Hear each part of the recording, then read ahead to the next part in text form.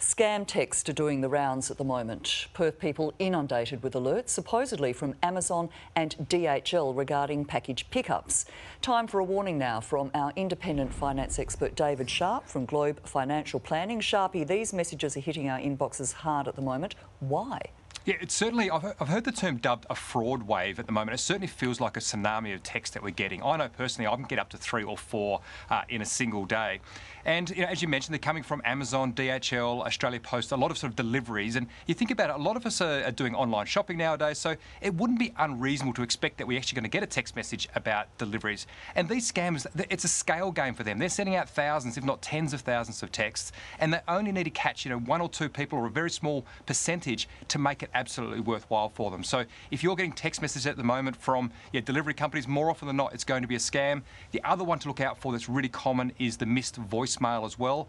If you're getting these texts and there's links in them, just ignore them. Well, I've had both. What are these scam texts trying to achieve? Well, ultimately, they're trying to get your personal details so they can impersonate you. And long story short, they're going to try and get into your banking information, take money out of your accounts as well.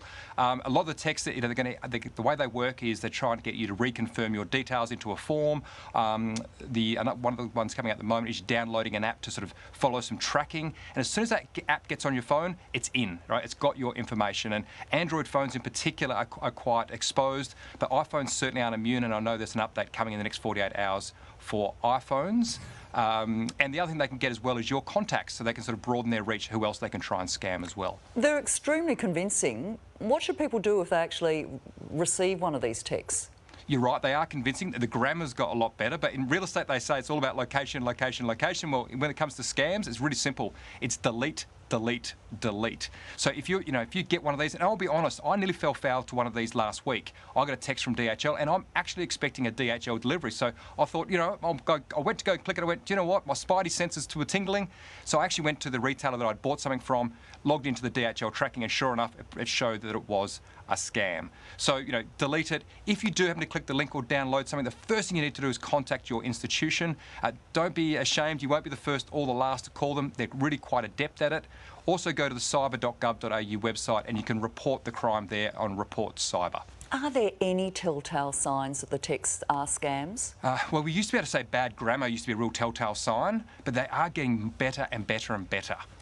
They sure are. They sure are. Look, finally, Sharpie, what are your tips this afternoon? Well, first things first, have a healthy suspicion when you're getting a text out of the blue or anything with a link in it, particularly for older Australians. Trust your experience, when it comes to dealing with, things that are too good to be true. Go to ScamWatch. There's lots of great information, not just on text messages, but emails, all sorts of scams.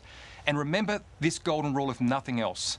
Your institution or big companies, they are not going to ask you for your personal information. They're not going to ask you to repeat it back to them, passwords or anything like that.